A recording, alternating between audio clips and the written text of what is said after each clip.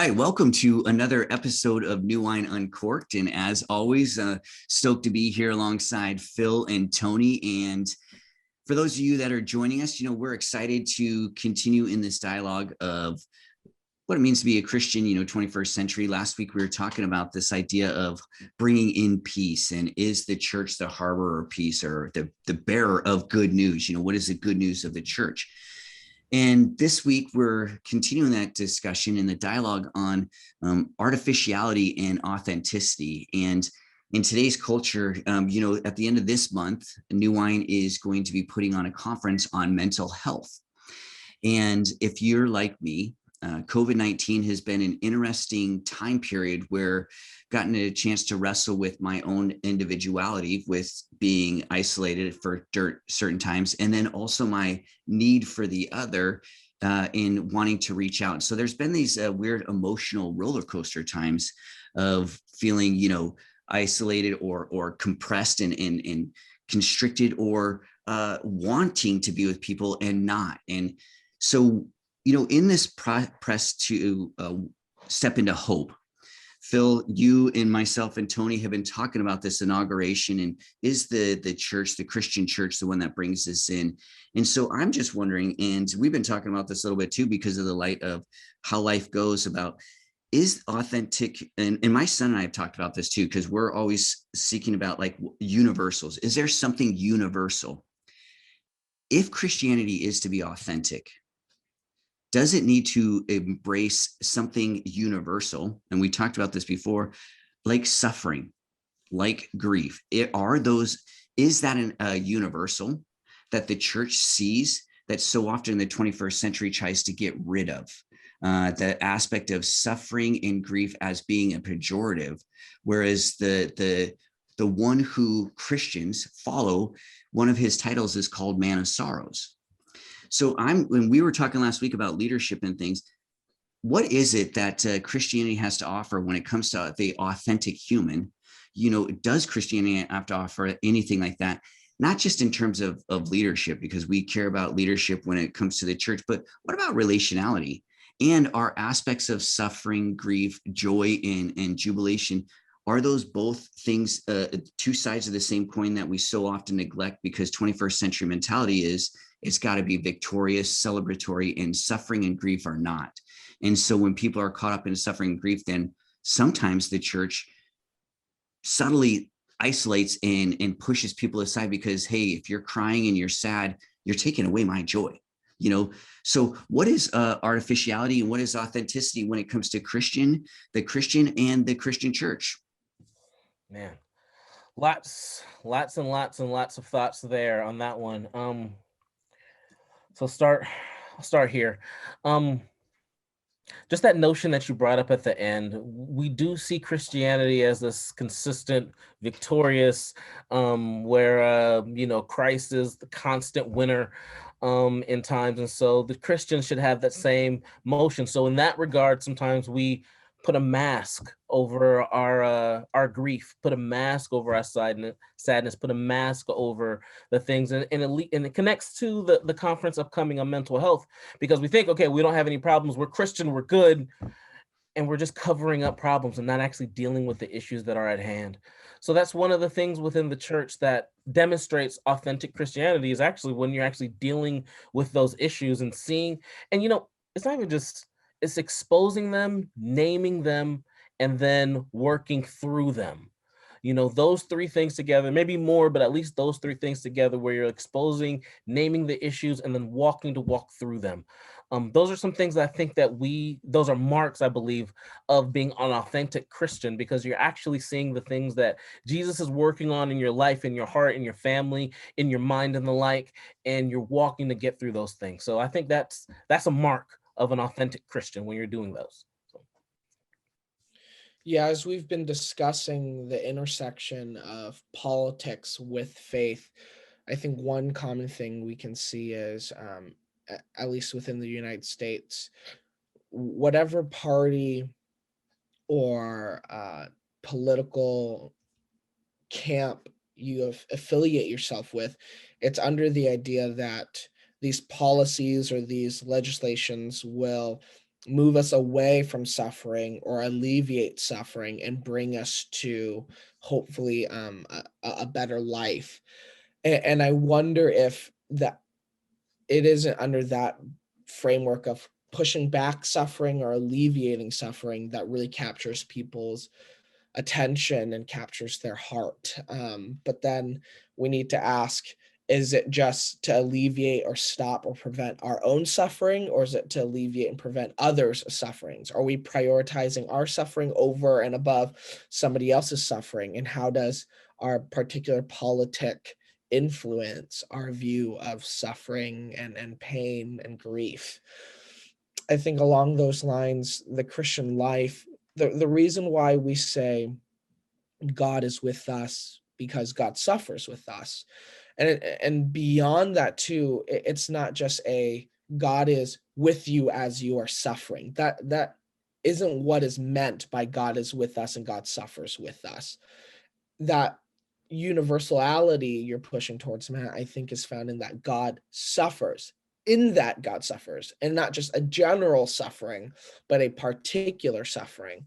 And it's because of God's particular suffering in the man Jesus, God suffers with us. And it's not to do away with any of our suffering or to say, oh, we all suffer, so it's okay. But it's to say, because Jesus suffers particularly, all of our suffering, particularly for us as individual people, has meaning.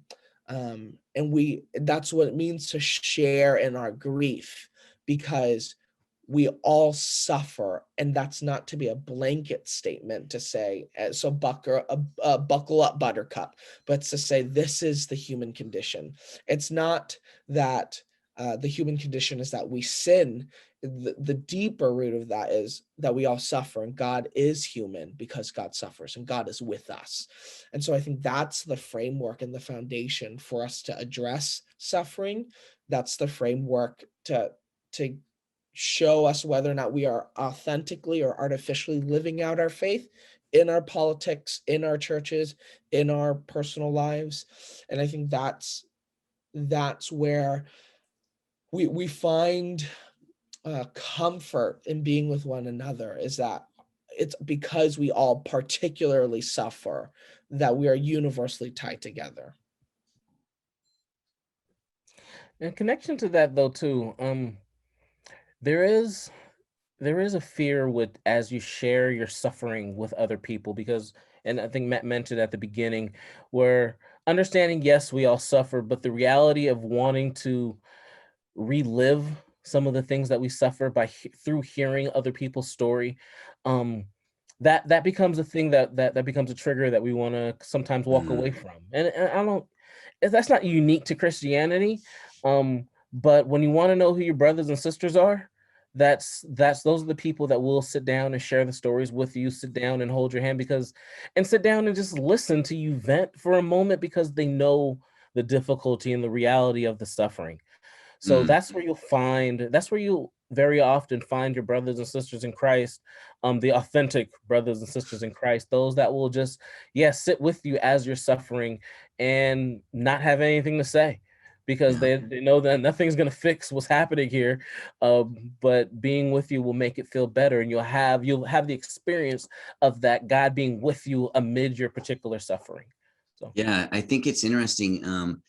Henry Nouwen writes about suffering in that, the medical doctor of the world seeks to do exactly what Tony was saying, is to remove suffering from our lives. And in the 21st century, removal of pain has really come down to the numbing of it through some sort of substance. And whether that substance be power or narcotics or relational, sex and gaming or gambling, whatever the case might be.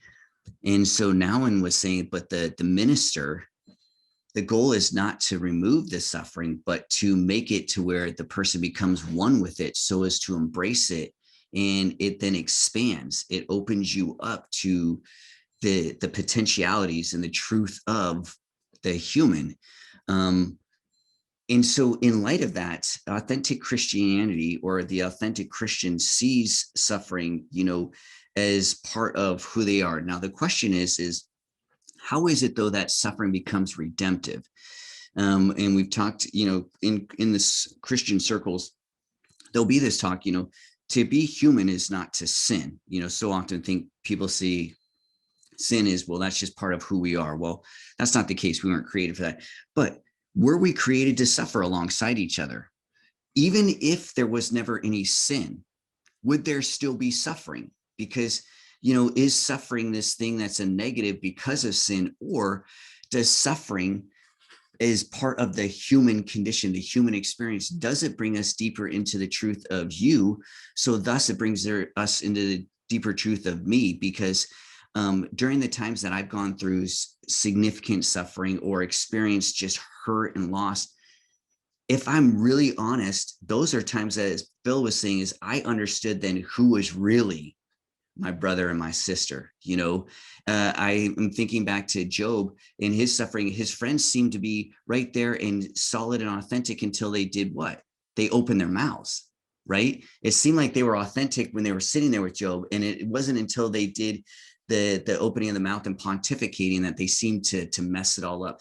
So do you think that though there is this aspect of suffering that the authentic Christian understands deeper than, or maybe even folks that don't even believe in Jesus, that they just become so in tune with suffering that it's not suffering for suffering's sake, but it really is redemptive? And if that's the case, how do we get to recognizing I don't want to suffer because to be better than you, to say, ooh, look at what I've overcome, right? Because there is that sense too in Christianity of, well, my Christianity is better and more authentic because I've suffered more and I've overcome more. So how do we walk that tension? Is there a tension? Is suffering pejorative, or if it's positive, what are how do we understand that to where people don't, get melancholy and depressed because it's always suffering, suffering, suffering?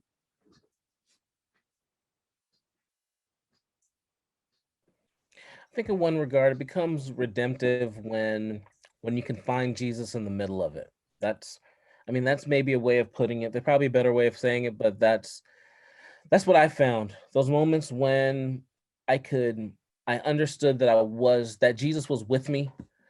And although things seemed bleak, things seemed scary, things seemed everything to be horrible, everything falling apart, but understanding, it's not just understanding, but I have the sense in the middle of it that, yeah, I know, I know that Jesus is supposed to be with me, but no, I can actually feel that he's here, and actually know that he's here, whether it be through someone or just whatever. I know that he's here with me. I think that's where you begin the process of understanding, of knowing that the process is redemptive.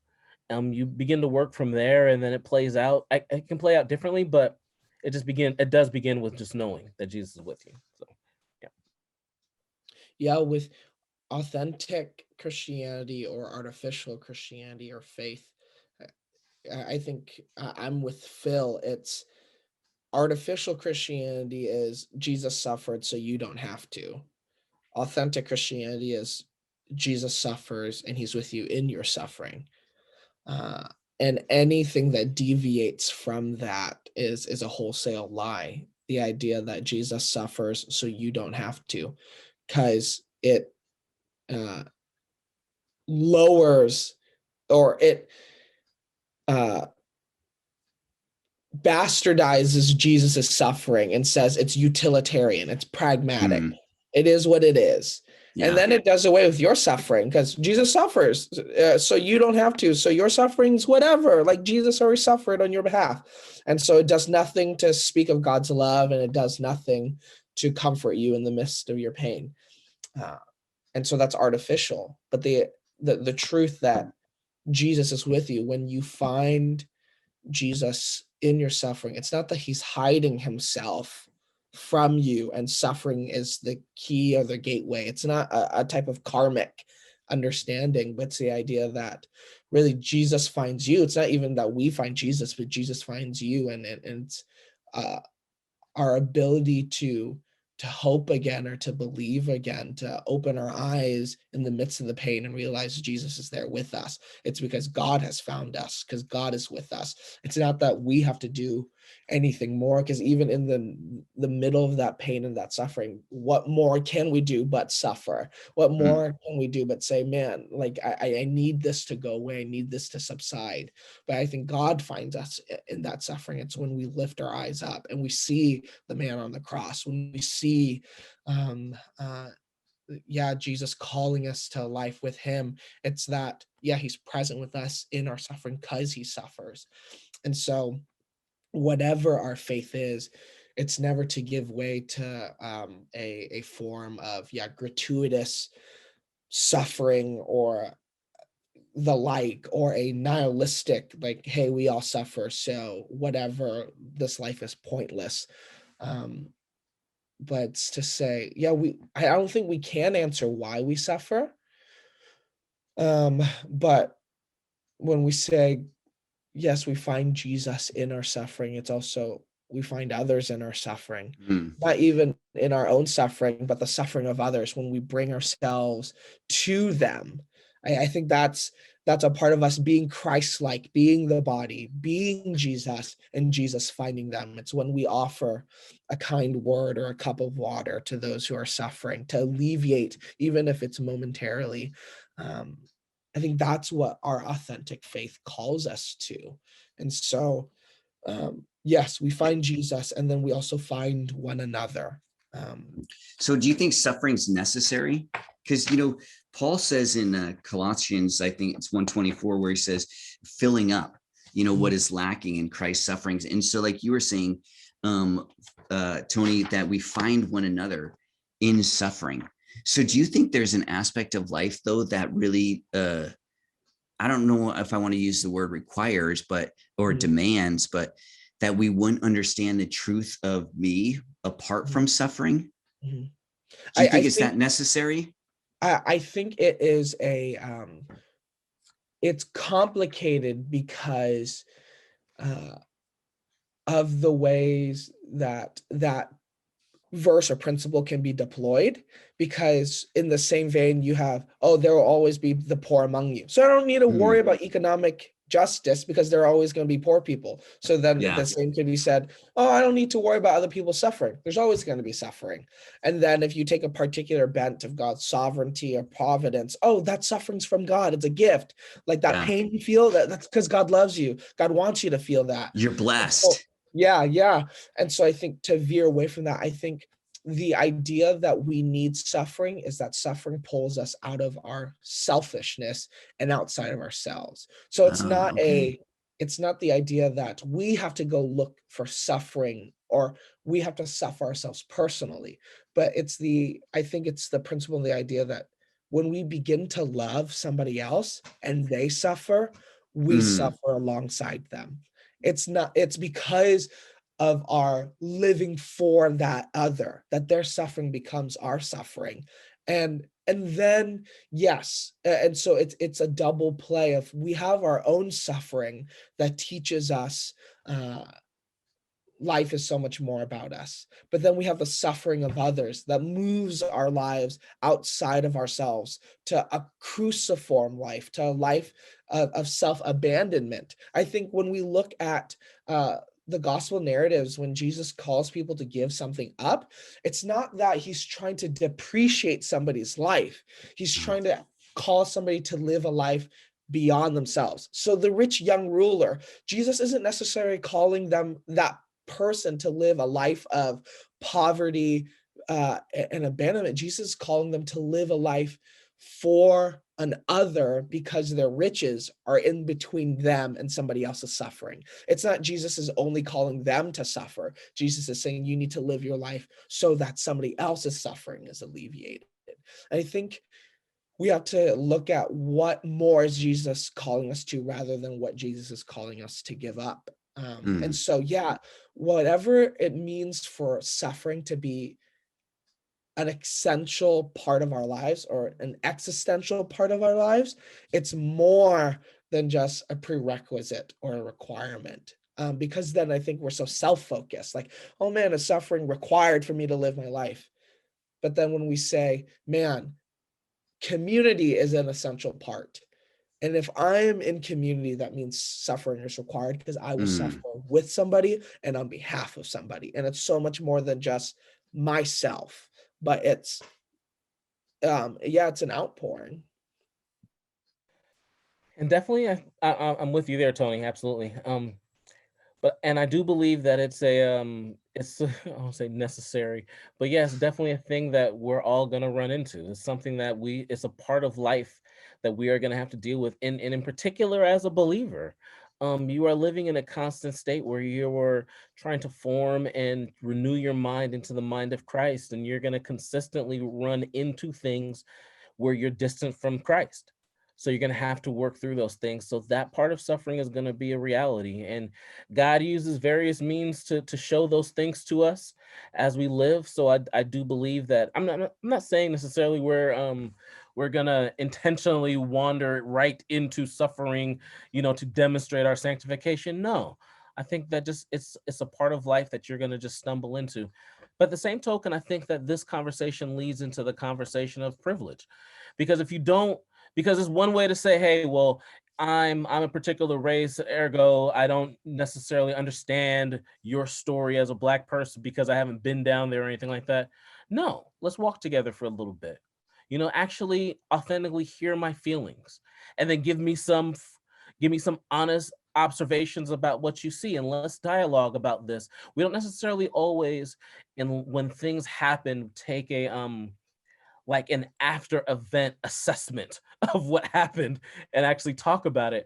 But that's probably a good thing. When we had the summer that we had, it's good to have conversations where we sit back and say, well, what were you feeling? Well, here's what I Yeah. was feeling. And then pray through and think through those thoughts so we can actually share the story and understand one another. Because that'll help us, again, another mark of authenticity. We're growing closer together through suffering together, but sharing the story is what gets us to suffer together. So that's part of, yeah, growing together authentically as Christians. So yeah. Yeah, I like that the sharing aspect. That's a great point that you bring, Phil. That to tie in the suffering to the human experience that we're dealing with, walking through today. In light of this weekend, I don't know how many millions are gonna, I guess, from my perspective, waste their time, but from another perspective, they're gonna gain time, I guess, by watching the Super Bowl, right? And for many, though, it's brought up this idea of the equity in seeing the other, because Kansas City is part of teams that have using their mascot or their logo with indigenous people, and wrestling through that. Like, well, is this something that's so I was reading an article on the Chicago Blackhawks and their use of the chief Blackhawk, and is a way to honor, and so they went through a litany of trying to come up with, well, what would be a legitimate use of an indigenous title.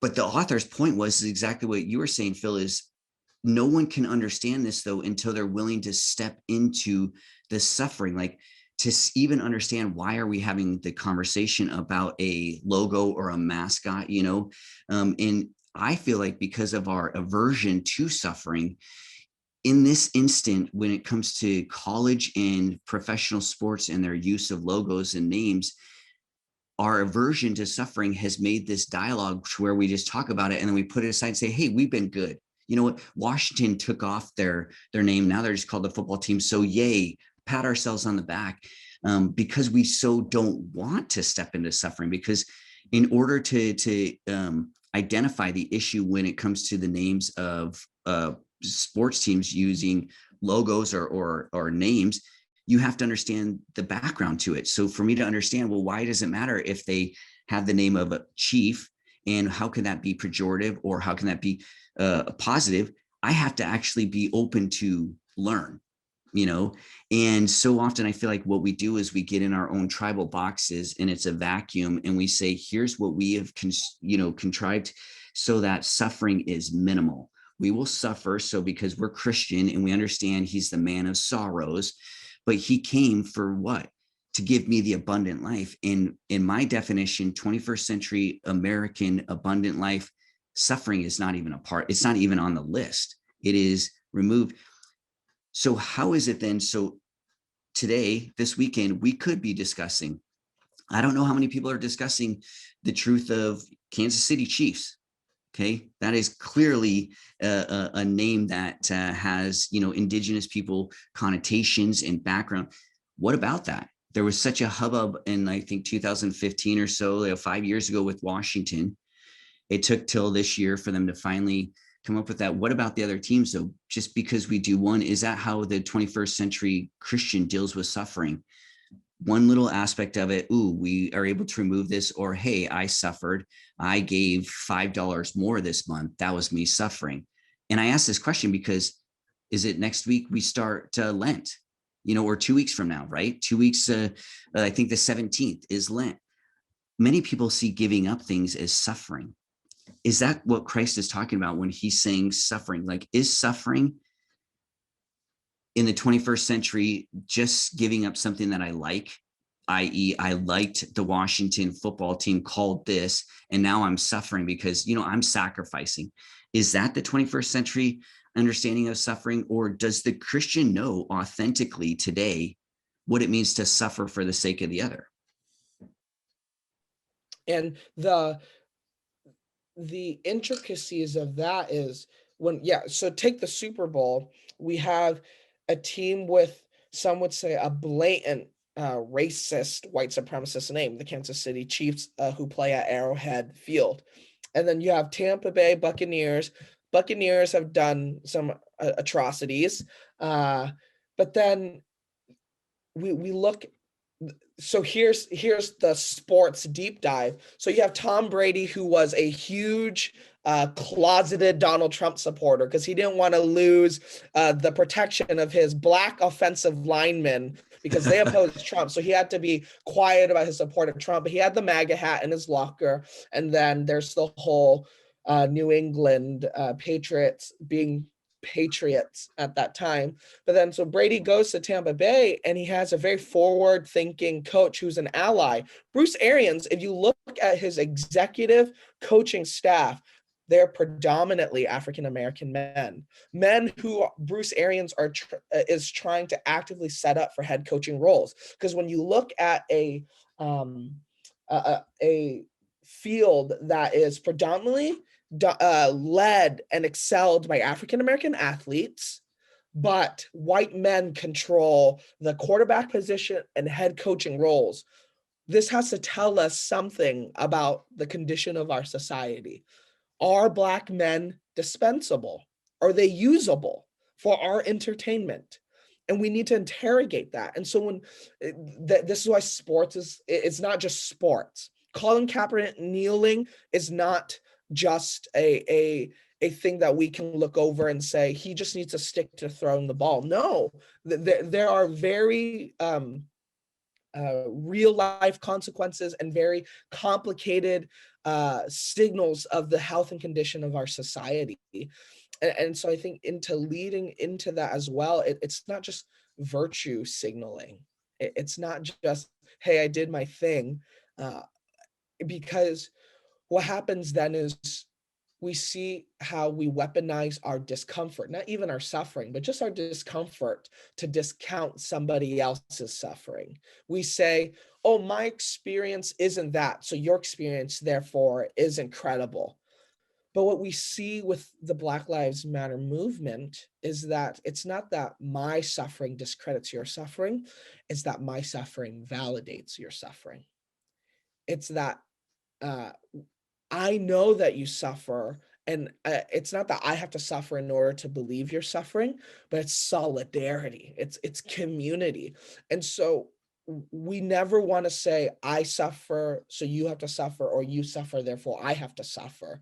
It's not that binary, but what we need to move away from is my discomfort discredits your suffering, and I don't want to suffer, so somebody's got to suffer, so you keep suffering, and then we become immune to somebody else's suffering. And that I think that's what we see. And so that's why changing the name of the Washington football team is a big step, because of the suffering of the Native American community, who continually says you are using from your imagery to your signs and symbols. You are using our suffering and pain for your entertainment.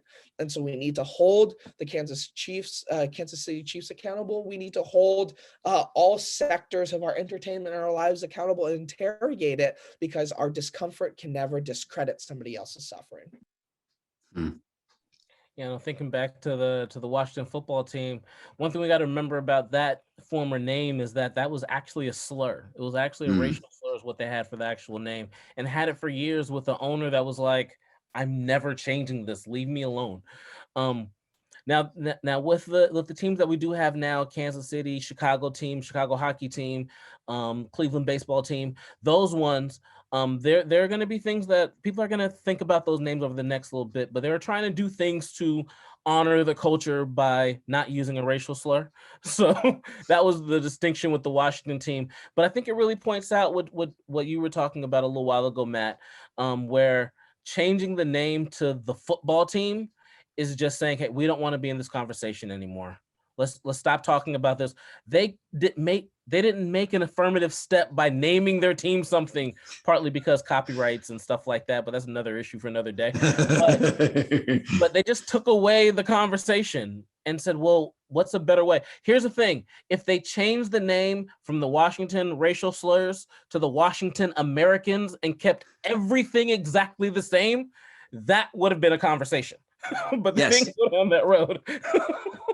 So that's my concern, is that we just then throw, and this is the thing that New Wine battles against. So someone was asking me what New Wine has to bring to the table, and this is what I was talking about, is within the graduate level, in even undergraduate level, when it comes to Christian education, so often it is just thought, in which thinking is, I understand where Descartes was coming from. I think, therefore I am, right? Because thinking is so true to who we are. We think, even though people might not think about their own thoughts, right? So I get that. But the thing that New Wine is so crucial to is that we don't just think about this stuff in dialogue. It's meant to be, to put into action. The New Wine is about education, consultation, and transformation, right? And so that transformative aspect, because Phil, I think what you're talking about, the way you can talk authentically, and same thing with you, Tony, is that your dialogue, though, has always been bound up with what Jesus is saying, and what Paul says is, let us not love in only word, but in word and truth, or deed. And so you both have lived it out. So when you're talking about like authenticity with your suffering and things, it's not just talk, right? It's not just dialogue. Like it is dialogue, but it's dialogue and that and is always connective to action. And my concern is exactly what you said, Phil, is they change the name, or they just don't put anything there, and then good. It's what baseball's done. For this is not the first time that we've been talking about the tomahawk, in the Cleveland baseball team. And, even with the Cincinnati baseball team, with their owner, she was an outright racist, and my concern is, and maybe you guys have the same concern, or you would know how to push people into action, because we see it with the presidency. We're all so happy if the former president just even gave an indication of denouncing racism, right? And we're like, ooh, it sounded like he said that the Proud Boys and white nationalism was not good, right? And so we're all clinging to that. And so my concern too, when it comes to the dialogue of suffering, of persecution and racism, is exactly bound up with the suffering, is we don't like either one. So what we do is we make a minor change. And when I say we, I'm talking predominantly the white evangelical male leaders, who tend to exactly what Tony was saying, is they guide the discussion, because they are the GMs, they are the owners, and they are the quarterbacks. And regardless, because my contention always is, I'm surprised that anyone of a brown tinted skin would be okay playing in a sport that's dominated by a white racist mentality. I'm not saying that the owners or the folks with money are all that, but it's under that mentality. And I am wondering, though, if it's all bound up with this idea of American Christianity that is absent of the necessity of suffering, right? Because like you were saying, Tony, it's not like, you step into suffering because I need to suffer, but because we're communal, there's going to be suffering. And so your suffering is my suffering. But is that the authenticity of today's church? Go ahead, Phil. Yeah. I really want to still talk about sports here for a second, because thinking of Yeah. replaceable broken bodies in football, and the fact, thinking of COVID right now. I mean, we're getting ready there's going to be an all-star game. There may be an all-star game in the NBA. There are students who play basketball and football amid COVID right now. And yeah, they just take the broken bodies, don't pay them, and just replace them when they get broken. It's thrown me off a lot. But I think that's bound to just to being American. This is an American thing. This is an American culture where we're like, hey, most people, as long as, if I don't have enough money to name myself something, then I'm replaceable. And we just consistently look at people that are underneath us as replaceable. Like, hey, someone's going to do it. It may not be me, but somebody will get to it, whatever. And so that idea, I do think, is far more American, and we drag it into the church because we don't know how to lead. We don't know how to run companies differently or anything along those lines. Although we have 66 books of a Bible that show us an entirely different way of life, we don't necessarily take it because it's not profitable. They don't make sense, whatever reason, but we don't bring those ethics to those things all the time. We bring pieces of it, we tweak it a little bit, and we add it to, and it sounds better, but it's still miles away from Jesus in that regard. So Yeah, to Phil's point, I think our practical step we need to take is, once we think we've addressed a suffering or an issue, the way we address it is never to remove ourselves from the conversation. The way we address it should always keep us in the conversation. And that's how we suffer together, and that's how we move towards true justice. Because yeah, with the Washington football team, exactly to Phil's point, they just did that to stop talking about it. It wasn't a true move towards equity or equality. It was just like, hey, I don't want to hear you guys talk about this anymore. And I think that's the problem with our American ethos and culture, which is we're so exceptional and we memorialize our victories, but we never see the other side of it as those are somebody else's defeats or somebody else's suffering. Like, could you imagine if Vietnam said, we're going to name our soccer team the Ho Chi Minh Caucasians? America would go, hey, we're running it back. We're running the war back. Could you imagine? Like, only America has the audacity to go, every horrific event in history that we've won, we're gonna name something killer after it. But the minute we lose, if anybody else memorializes it, you bet we're gonna run it back. Totally, you're so right, and that's why I was so surprised with the insurrection at the Capitol. What if we held up a tattered, burnt, stomped on American flag, and I'm like, yay, we're the American, like, torn up flags. People would be like, oh my gosh, that's sacrilegious. When I was teaching in high school, at a Christian high school, I took the Bible, and I probably shouldn't say this and I took an American flag, and I dropped both on the ground, and I stepped on both the Bible and the American flag. Guess what the parents were more upset about? The fact, yes, that I stepped on the flag. And to your point, Tony, I feel like, we uphold these things and go, oh, yes, that's wrong, that's wrong, that's wrong. And we denounce it. And yet we're not really denouncing it in full action. We're just saying it in words so we can move it aside. This is the thing with these white churches. They say, we're not racist. Look, our janitor is black, look at my good black over here. That's what I can't be racist. Look, I watch the breakfast hour, in the afternoon. So like, I'm not racist, right? Like, one of my favorite actors is Denzel Washington. So this is what I'm saying is, like, to your point, Tony, I agree with you. Like, these little minor, actions, and then everyone wants to pat themselves. And yet Jesus steps in every single time to these relationships to get the leaders to go, who is this dude? And so I'm just wondering, has a Christian, and again, it's such a tension because I don't want to call people, oh, well, you haven't suffered. Again, it's not my suffering, but has a Christian truly suffered if they haven't at least gotten to that tension point where the world's like, look, this is too much? And the world, meaning those Christians who label themselves as Christians, who are in worldly leadership, get so irritated with you because you're willing to press more into Jesus, that suffering causes then tension to where you're ostracized, you're pushed out, you're not given the mic.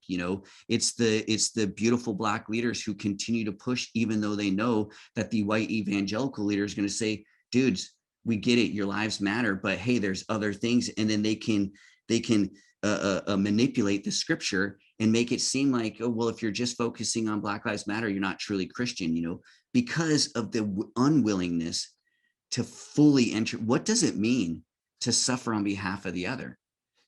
For someone who hasn't, if I've never experienced a persecution or oppression based on skin tone, then would it be the only way for me to truly suffer would be to be in relational, but that means that I have to take time in, like, I think I was reading something from Pope Francis back in 2015. He said the greatest sin for the human is indifference.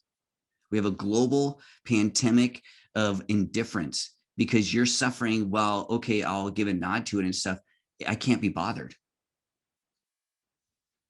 How do we get over that? We need to move away from the fantasy or the lie that power and wealth, when in the right hands, can change a system or a structure and alleviate suffering. For us, that's a very intoxicating lie, that if I can just get enough money or enough power, I'm a good person, I know my heart, and then I can change things. Because we begin to become seduced by the wealth and the power, and it changes us. And it's like, well, I need to protect my reputation so that I can do good things, so I can't speak up or offend people. But when we look at the scriptural witness and testimony, for all the wealth and all the privilege that Moses had, he still couldn't free his people from slavery. It wasn't until he was willing, well, okay, he committed sin, so then he ran away. But it wasn't until he was willing to face his own suffering and his own isolation that he goes back to free his people, begrudgingly, because God has to really move him that way. But then when he leads his people out of slavery and out of their supposed suffering in that moment, and he tries to lead them into the promised land, they have this sort of Stockholm syndrome where, like, well, that suffering was better than this suffering, so I want to go back to that suffering. And so that gives us a picture of the totality of our lives. It's how do we view suffering? And it's not a pick your poison, but it's, will that suffering condition you? Not just to be looking for a hedonistic or a pleasure-filled life to alleviate the suffering, but will you have the resilience? Because there are some people who thrived in the 40 years of wilderness, in the 40 years of suffering, in the 40 years of weaning. And in some ways, it was the younger generation who viewed and saw that their parents chose a form of privileged suffering over where God was leading them to a promised land, that because of their own hubris and their own pride required more suffering. But so I think for us, yeah, we need to move away from the delusion that privilege and wealth and power is going to alleviate or change things, because what we've seen time and time again is when people with good intentions come into wealth, power, and privilege, we actually more often than not continue the systems of oppression, and continue to profit off of others. Yeah. And also, Phil, can I just, with the privilege thing, I think also there's that tension there, right? Because you still have to understand how privilege can be a pejorative. For instance, if someone in my situation who can see the lingering results of privilege throughout life, if though then I don't recognize that in suffering, where I've had the privilege of even stepping back and going, ooh, I can pick and choose which suffering I'm gonna, because usually I get to pick and choose when I step into suffering. Not saying that just because you're white doesn't mean that you don't have loss and, oppression and persecution, but, historically. So I think you're absolutely right, dude. Like, there's this privilege in suffering, but also for folks in my situation, and, you know, not saying that you can't have privilege, even if you have a darker skin than me, right? Understanding where we come from, that honesty, that's the authenticity, is seeing just because you have privilege, so in life, doesn't mean that you're not going to suffer. But also then stepping back and saying, because of your privilege, i.e., hey, Matt, look at your life and know that you've had suffering, but also don't try to then glorify, you know, your suffering because you've lived a life, you know, and that's the tension. Because you've had wealth and fame doesn't mean that you're not going to have suffering. Just to your point, if you're given power and money, doesn't mean that you're going to be able to alleviate suffering and make things better for other people. Because a long time ago, you talked about it, Tony, the intoxication of power, right? It's the greatest drug. Absolutely. That's actually where I was going. Just power becomes intoxicating. And we forget kind of the reasons why. I mean, this is why I'm always I consider Bernie Sanders like time and time again, because I'm wondering when if and ever he becomes one of the final two to run for president, will Bernie start to change? That's Oh, yeah. always a thought that I have. You know, we haven't had to see it yet played out, but Bernie has been Bernie how as long as he's been. But another point to that is that I don't think you can share power and privilege. You can't. I don't think that's something you can share. You can divest yourself of it, and that's scary. You know, we see Jesus doing that. Jesus could have used all the power and privilege of his entire godliness to remove sin from everyone, but no, he divested himself and became a curse and wandered onto the cross. And here we are. So, yeah. And here we are. And, you know, and this is the continual push forward. Be mindful of this, February 26th, 27th, mental health conference, building bridges, not walls, a conference put on by New Wine. We're going to have a panelist discussion on Friday that evening from 7 to 9. And then Saturday morning, the 27th, we'll have another presentation, then breakout rooms. And so go to our Facebook page where you can get the Eventbrite link to that, and you can register now. And then next week, we're going to continue this conversation. We have the authentic and artificial Christianity, and we want to continue to step into this. And what does this mean for our step forward, especially in light of the season that we enter into with Lent and with Easter? And so if we are properly observing the truth of authenticity and artificiality, where are we at? You know, is the truth of my Christianity in line with the one who is the way, the truth, and life of this faith? And so we're going to continue this discussion. We're stoked that you joined us today. As always, if you're watching this on YouTube, just go right on up there and hit subscribe, and that will then inform you anytime that any of the New Wine videos are uploaded, that you will be notified, as well as our podcast, anchor.fm, where you can then hear Phil and myself and Tony 24/7. There's a list of episodes that we have for former New Wine UnCorked, so join us there as well.